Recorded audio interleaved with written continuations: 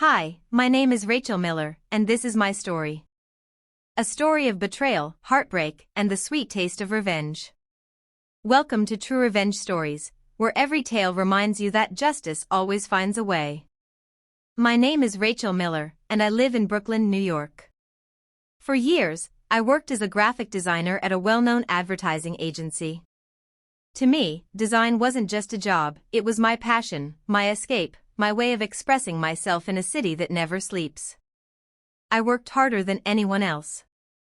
I stayed late at the office, missed family dinners, and even gave up weekends just to make sure my projects were perfect. I believed that if I worked hard enough, I would eventually be recognized for my talent. But that recognition never came. Why? Because of one person. Her name was Victoria Hayes. She was my boss, the creative director of the agency. At first, I admired her. She was confident, well-spoken, and had a commanding presence in meetings. But soon I realized the truth. Every time I came up with a brilliant idea, every time I poured my heart into a project, Victoria would take it, slap her name on it, and present it as her own. In the beginning, I tried to ignore it. She's my boss, I told myself. One day, people will notice where the real talent is coming from. I thought my silence was strength. But in reality, my silence was burying me deeper and deeper. Months passed. Victoria's reputation grew, while mine remained invisible. She won awards. She got bonuses. She shook hands with CEOs, all while smiling with my ideas in her portfolio. And then, things got worse. One morning, I received a call from HR. They asked me to come to the office immediately. My heart raced as I walked down the cold, sterile hallway toward the conference room. When I opened the door, I froze. Victoria was sitting there. And she was smiling. The HR director looked at me with a serious expression and said, "Rachel, we've received evidence that you've been selling our company's confidential designs to a competitor." I felt like the floor collapsed beneath me. What? No. That's not true. I stammered. But they didn't believe me. Victoria leaned back in her chair, pretending to be shocked, her hand on her chest as if she couldn't believe what she was hearing. It was an act, and I knew it. They suspended me on the spot. No questions. No chance to defend myself. Just like that, my career, everything I had built, was ripped away from me. Word spread fast. In New York, your reputation is everything, and once it's stained, there's no going back. Other companies heard the rumors. Job interviews dried up before they even started. Friends turned cold, avoiding me like I carried some sort of plague. At night, I would sit by my apartment window, staring out at the glowing skyline of the city. I could see the Empire State Building in the distance, standing tall and unshaken. And I thought to myself, why can't I be like that? Why do I let people like Victoria walk all over me? The truth hit me hard, my silence had destroyed me. I had let Victoria steal my voice, my credit, and now my career. But that night, something inside me changed. I wiped my tears, looked at my reflection in the glass, and whispered to myself, "No more. If Victoria wants a war, then I'll give her a storm she'll never forget." That was the night I decided to take back control. That was the night I chose revenge. When I finally decided I wanted revenge, I realized one thing: I couldn't act out of pure rage. Anger makes people sloppy. And if I wanted to bring Victoria down, I needed to be smarter than her. For weeks, I stayed low. Officially, I was still suspended, waiting for the company's investigation. Unofficially, I knew Victoria had planted fake evidence against me. She probably used her connections to fabricate emails or files. That was her style. Always one step ahead, always twisting things in her favor. But she underestimated me. I started digging. At first, I didn't even know where to begin. I had lost access to my work accounts, and most of my old files were wiped clean. But one thing Victoria didn't count on was my habit of keeping backups. I had always stored drafts of my designs, time-stamped and saved in my personal drive. They weren't the final versions, but they were proof that the ideas had come from me, not her. Still, I needed more. Proof of her lies. Proof that she was stealing. So, I began watching her. I reached out to Daniel, a friend who still worked in IT at the agency. He had always admired my work and never believed the rumors. Late one night, we met at a small coffee shop in Brooklyn. I explained everything, and after a long pause, Daniel finally said, "Rachel, I shouldn't do this, but Victoria's been accessing accounts she has no business touching. I've seen her poking around files that belong to other designers. If I can pull the logs, you'll have the evidence you need." My heart raced. "Can you really get them?" He nodded, sipping his coffee. "It'll take time, but yes. Just be careful. If she finds out, she'll bury you even deeper." That night, for the first time in months, I felt a flicker of hope. But revenge wasn't just about clearing my name. No, that wasn't enough. Victoria needed to lose everything. The way she made me lose everything. So I studied her life. I followed her social media accounts, paying attention to every little thing she posted. Fancy dinners, expensive handbags, champagne nights on rooftops, her entire world revolved around status. She wanted to be admired, envied, seen as untouchable. That was her weakness. The higher someone climbs on lies, the harder they fall when the truth comes crashing down. Weeks passed, and I played my role perfectly. To the outside world, I was broken. Silent. Beaten. Exactly what Victoria wanted me to be. She didn't know that behind the scenes, I was gathering everything I needed. One evening, Daniel called me. His voice was tense, but excited. "Rachel, I found something." I met him at his apartment, and he handed me a flash drive. "These are access logs. They show every time Victoria logged into other people's files. Not just yours, everyone's. She's been stealing designs for years." I opened the folder, my hands shaking as I scrolled through the evidence. Dozens of log entries, screenshots, timestamps, it was all there. She had built her entire career on theft.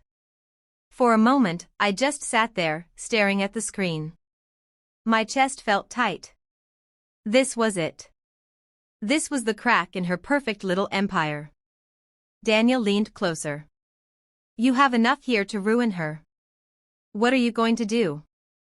I smiled for the first time in weeks. A cold, sharp smile. What she least expects. My plan needed precision. Step 1, expose her theft publicly. Not just to the agency, but to the industry. If she lost her credibility, she'd never work again. Step 2, tie the exposure to her lifestyle. If she fell from grace, she'd lose not just her job, but her entire social status. Step 3, make sure she knew it was me. But I had to be patient. I couldn't just dump the files online, that would look desperate. No, I needed the timing to be perfect. I needed the right stage, the right audience, the right blow. And then, fate handed me the perfect opportunity. The agency was planning its annual gala night, a high-profile event attended by executives, clients, and the media. Victoria was set to give a speech about innovation in design. She would stand under the spotlight, bathed in admiration, pretending to be the genius behind all the work. That would be the night I'd destroy her. But there was one thing left to decide: how far was I willing to go? Revenge is intoxicating. The thought of watching Victoria's world collapse made my pulse race. But I also knew there was no turning back once I started. I couldn't just get even. I had to end her reign completely. One evening, sitting alone in my apartment, I asked myself out loud, am I ready to become the storm? And in the silence that followed, I already knew the answer. Yes. I was ready. The night of the gala was only 2 weeks away. 2 weeks to sharpen every weapon, polish every detail, and prepare the stage where Victoria's empire would burn. I spent those days moving like a shadow. Every morning, I woke up with one mission: learn Victoria's patterns, study her weaknesses, and prepare my strike. Daniel continued helping me in secret, pulling more files that showed just how deep Victoria's fraud ran. It wasn't just designs; she had manipulated financial reports, cut people out of credit lists, and even sabotaged other employees who threatened her spotlight. "She's a parasite," Daniel muttered one evening as he handed me more files. "She doesn't create anything. She just feeds on people like you." And I knew he was right. But parasites only survive until the host fights back. I needed to make sure my revenge had impact, not a whisper, but an explosion. Something no one could ignore. That's when I reached out to Maya, an old friend from college who now worked as a journalist for a well-known design magazine in New York. Maya had always been blunt, fearless, the type of person who loved exposing corruption. When I called her and explained the situation, she listened quietly. Then she said, "Rachel, if what you're telling me is true, this could ruin her entire career. Send me the files. I'll dig in and make sure it's airtight." I hesitated for a moment. Handing over the files meant risking everything. But Maya was trustworthy, and more importantly, she had a platform. "All right," I said. "But wait until after the gala. That's when the story should go live." Maya chuckled. "Oh, I like the way you think." The night of the gala approached, and I could almost feel the electricity in the air. Victoria posted endlessly on Instagram about the dress she'd be wearing, the visionary speech she was preparing, the powerful people she'd be networking with. She was basking in the spotlight before it even arrived. And that made her blind. The day before the gala, I stood in front of the mirror in my apartment, rehearsing what I would say. Not on stage, no, Victoria could keep her microphone. My words would come later, sharper than any speech. Still, I needed to see myself not as the broken, humiliated woman she had tried to destroy, but as the avenger I had become. And in that reflection, I finally saw her. The storm. The gala night arrived. The venue was breathtaking, chandeliers glittering above, tables draped in white silk, the air thick with money and power. Everyone was dressed to impress. Victoria, of course, looked like she was about to walk a runway, her designer gown hugging her like armor, her smile wide and artificial. I stayed in the shadows. I wasn't on the guest list anymore, but Daniel had helped me slip in through the service entrance. My job wasn't to mingle. My job was to wait. When Victoria took the stage, the room erupted in applause. She stood there, basking, her voice dripping with fake humility as she spoke about collaboration and vision. Collaboration. The word almost made me laugh out loud. I clutched the flash drive in my hand, the one Daniel had given me. It wasn't just filled with files, it contained a short presentation I had prepared.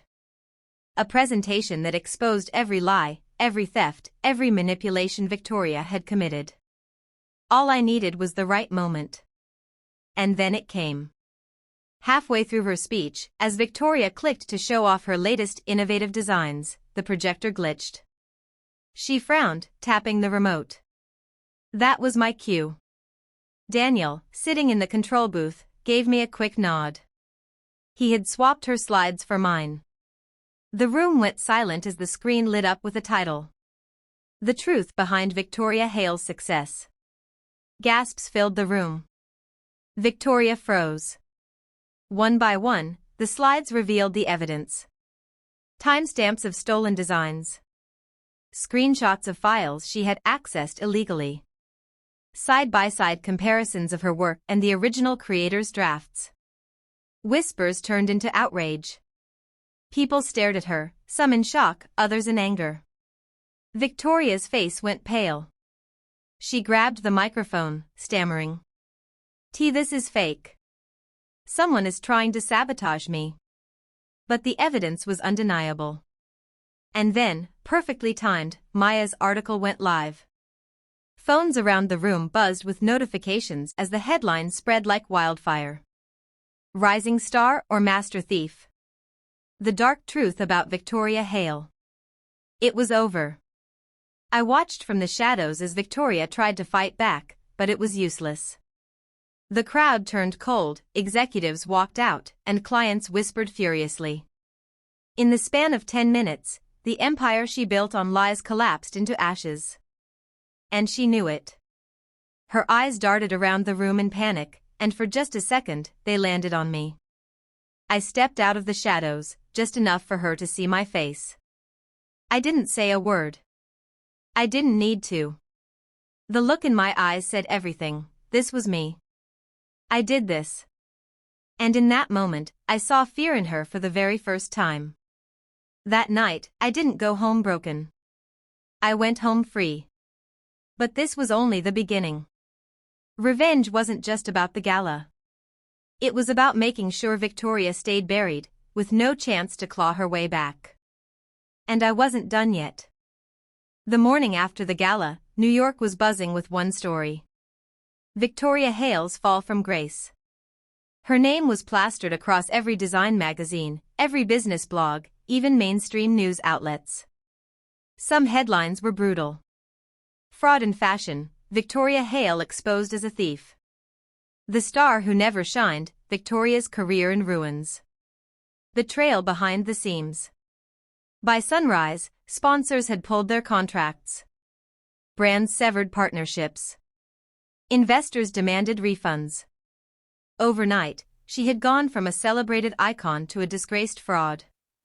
And me? For the first time in months, I woke up smiling. But revenge is rarely that simple. I knew Victoria, she wasn't the type to disappear quietly. She would fight, claw, and manipulate until her last breath. So while the world celebrated her downfall, I stayed alert. Daniel called me that afternoon. His voice was a mix of relief and caution. "You did it, Rachel. She's finished." "Not yet," I said quietly. "This is just the first cut." There was silence on the line. Then Daniel sighed. "Just be careful. People like Victoria don't go down without dragging others with them."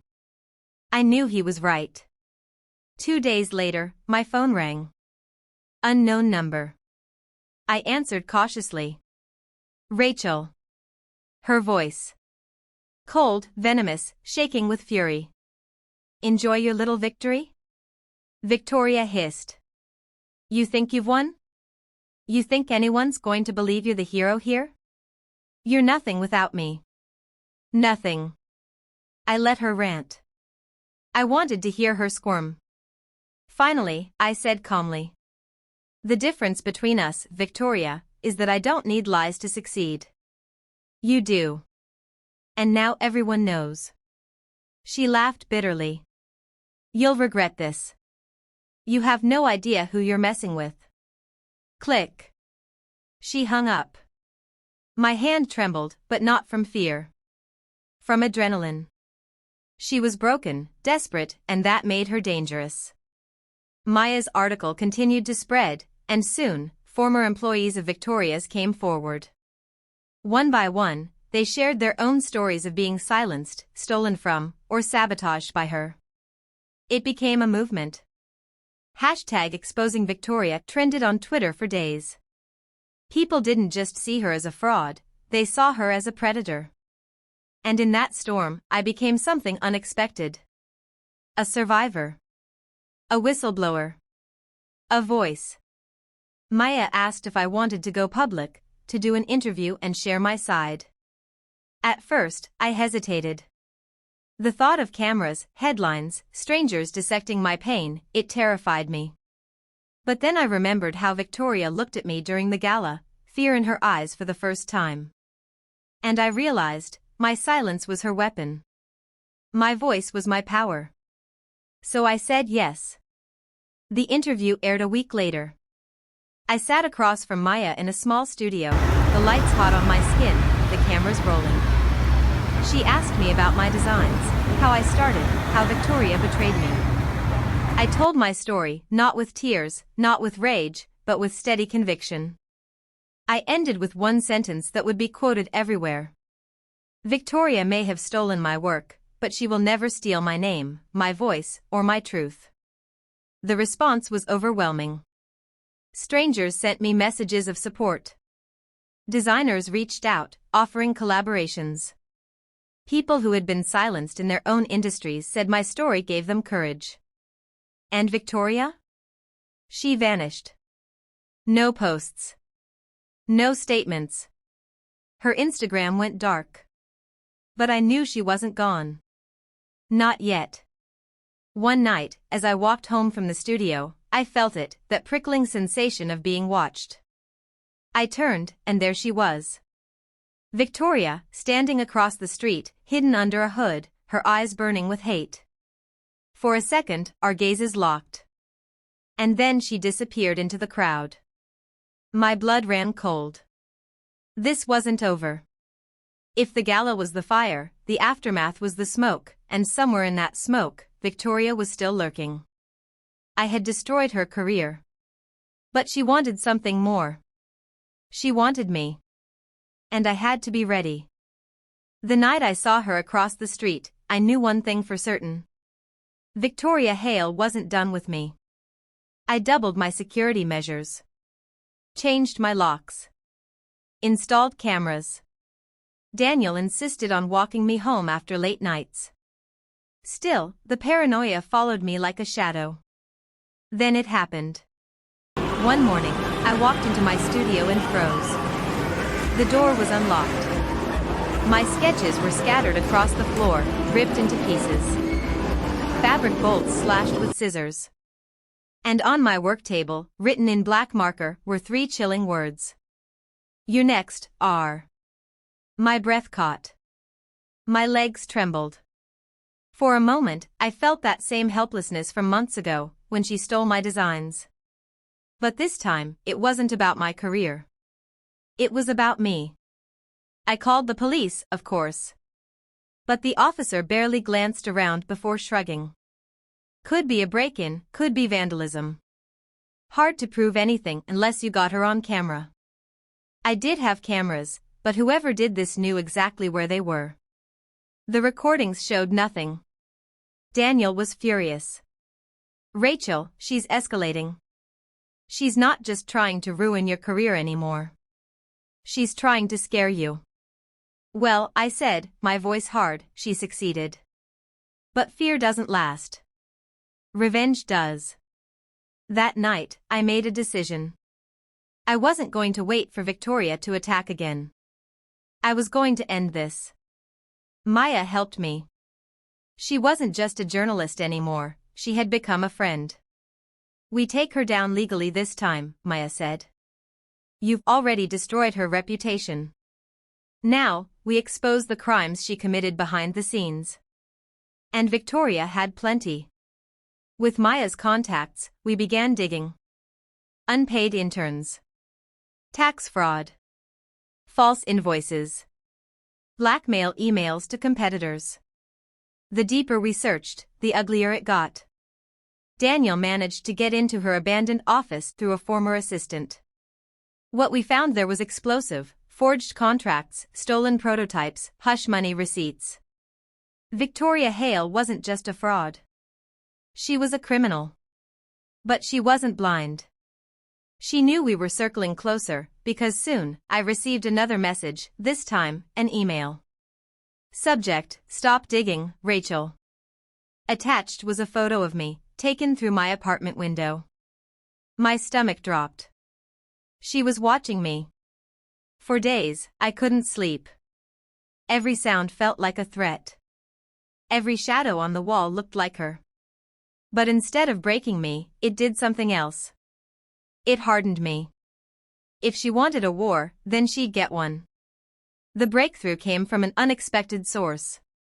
One of Victoria's ex-interns, a young woman named Chloe, reached out after seeing my interview. Her voice shook when we met in a coffee shop in Brooklyn. "She ruined me," Chloe whispered. I was only 19. She promised me credits on a campaign. Instead, she stole my work and blacklisted me when I complained. But I still have proof. Emails. Contracts. Voice messages. My heart pounded. This was it. The missing piece. With Chloe's evidence, we now had undeniable proof that Victoria had built her empire on theft and intimidation. We took everything to Maya. She crafted the story of her career. The rise and crimes of Victoria Hale. When the article dropped, it didn't just destroy Victoria's image. It made her a target for the law. Within days, the IRS opened an investigation. Former partners sued her for fraud. Whispers of potential charges filled the industry. And just like that, the predator had become the hunted. But Victoria wasn't done yet. The night before the police raided her penthouse, she called me one last time. "Rachel," she said, her voice calmer than I'd ever heard it. "Do you really think you've won? You may have ruined me, but deep down, you and I are the same. You wanted power. You wanted revenge. You used me to get it." I gripped the phone, my voice low and steady. "No, Victoria. The difference between us is simple. I wanted justice. You wanted control. And now you've lost both." There was silence. Then a soft laugh. "Enjoy your little victory. Because once the world gets tired of you, they'll come for you too." Click. It was the last time I ever heard her voice. The next morning, the headlines screamed. Disgraced designer Victoria Hale arrested in fraud scandal. From fame to felony, Hale faces multiple charges. I watched the footage on TV of Victoria, once the queen of fashion, being led out in handcuffs, her face pale, her arrogance stripped away. For the first time, I felt free. But revenge is never neat. Even as I stood in my studio, surrounded by fresh sketches and new opportunities, I knew her words would linger. The industry was fickle. Fame was fleeting. But my voice, my truth, that was permanent. And that was something Victoria Hale could never steal.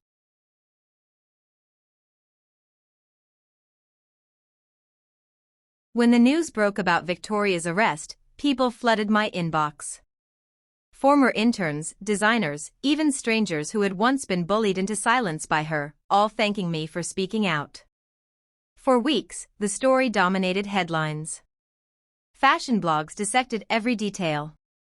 Industry insiders whispered about who might have been complicit in Victoria's schemes. Some tried to distance themselves, others pretended they'd always known. But me? I just wanted peace. Daniel came over that night with takeout and champagne.